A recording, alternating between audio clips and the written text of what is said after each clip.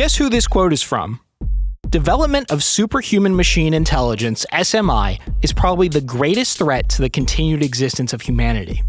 There are other threats that I think are more certain to happen, but are unlikely to destroy every human in the universe in the way that SMI could. If you guess some kind of famous AI doomer said this, you would be wrong. It's actually Sam Altman, CEO of OpenAI and ChatGPT, from his blog all the way back in 2015. Altman then spent the next decade of his life trying to bring this superhuman machine intelligence to life. And it's not just Sam Altman. Leaders across AI development invoke doom constantly. When asked about the probability of AI doom, Dario Amodei, CEO of Anthropic, said there was a 25% chance things go really, really badly. When Elon Musk was asked directly about the possibility of killer robots annihilating humanity, he said 20% likely, maybe wow. 10%. Ilya Sutskever, a co-founder of OpenAI, said he's going to build a bunker before the singularity. An open letter about AI extinction went around, saying simply, mitigating the risk of extinction from AI should be a global priority alongside other societal-scale risks such as pandemics and nuclear war. This statement has been signed by everyone from Altman, Amodei, and Sutskever to Bill Gates. When they invoke this doom, what does it do? Well, on the surface, they're of course bravely and honestly informing the public about the dangers of AI. But let's assume for a second that these figureheads, at the top of their highly competitive industry, competing for trillions of dollars of investor money, aren't perfectly altruistic.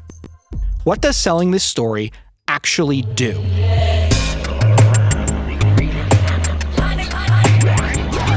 By seeming scary, you get investors pumping. The current rhetoric is, of course, winner take all. Whoever builds AGI first will inevitably own everything because of its recursive improvement. The industry has framed the singularity as a singular moment, a boundary that is crossed by one lab, one company, which then feedback loops itself into runaway. Whoever does it would then become the most valuable, the most powerful company in the world. It has the keys to the machine god. What this says to investors is that if you don't get a piece of the company that births the machine god, you will be totally screwed. This is, of course, paired with permanent underclass rhetoric, that AI will permanently unemploy a huge swath of the population. These stocks in AI companies are the only thing stopping you from falling into the favela, mere moments after the singularity happens. The scarier the product is, more imminently, the more people are compelled to invest.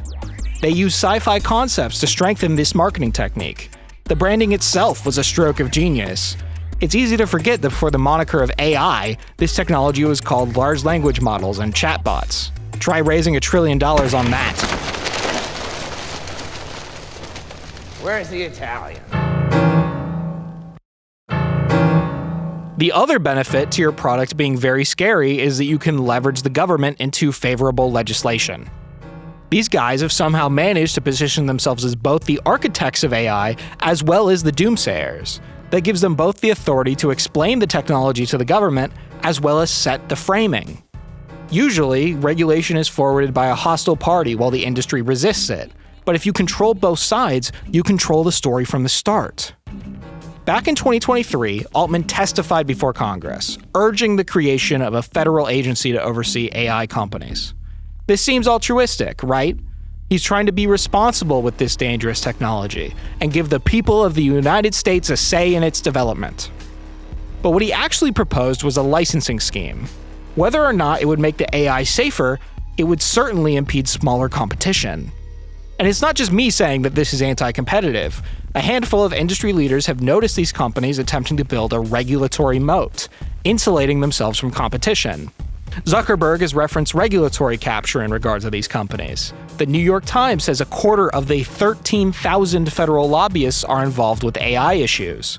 Mark Andreessen has gone so far as to say these companies are trying to form a government-protected cartel that locks in a shared agenda.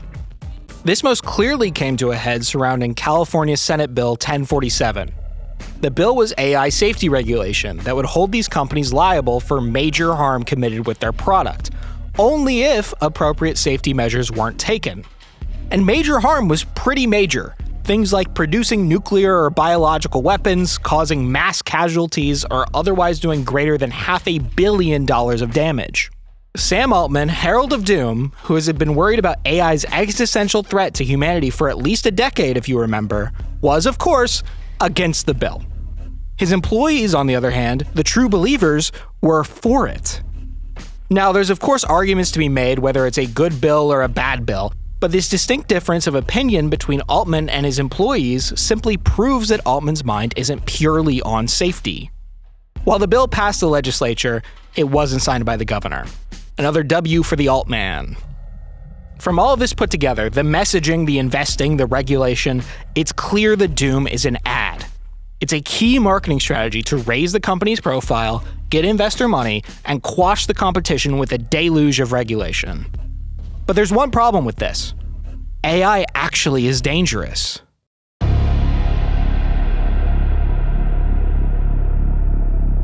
Just recently, there's been a wave of AI cyber attacks. Crypto hardware wallet Coldcard was hacked to the tune of $116 million using an exploit likely discovered by an LLM.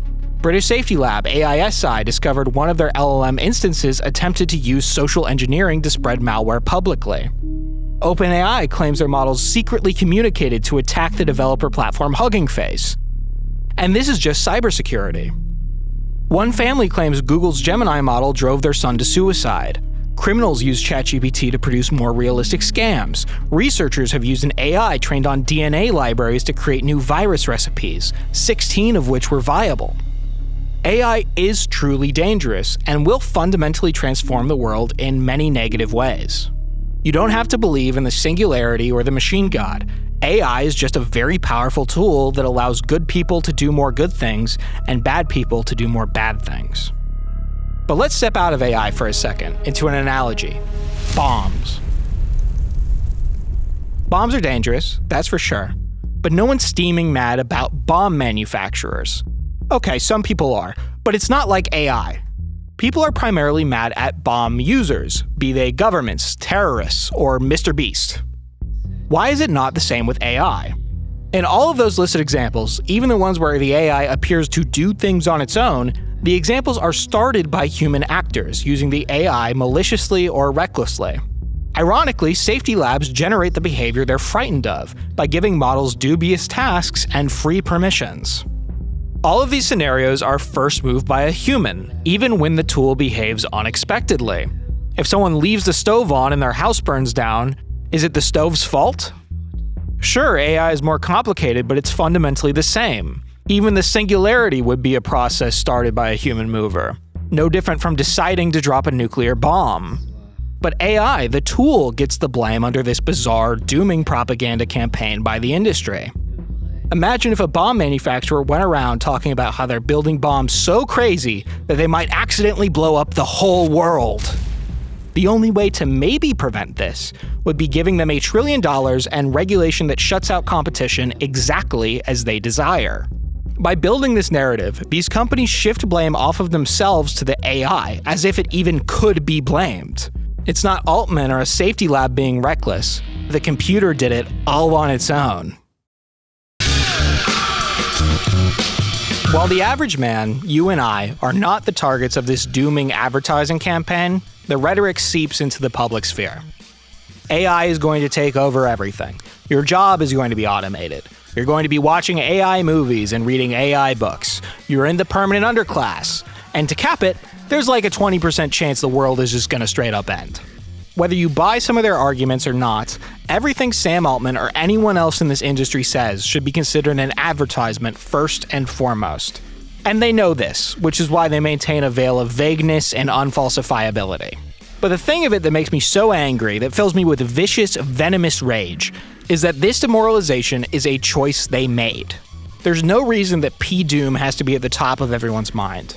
There is no reason that everyone in the world has to have a pessimistic outlook of the future of technology. LLMs and machine learning are something close to magic. OpenAI's new models are solving open problems in math. AI is revolutionizing cancer detection. Researchers used AI to read a 2,000-year-old scroll that was burned to a crisp. Plus, we wouldn't have tung sahur or niche fruits. And despite all of this, Doom permeates our culture because of a marketing decision made by some tech CEOs. I deny the false premise that this strategy of Doom is the only way to achieve their goals. Culturally, there is still a memory of a more optimistic time. We can think back to the space shuttle or the moon landing and harnessing the atom. We can look back at art imagining the far future utopia of 26 years ago. And what happened? What brought this culture to an end?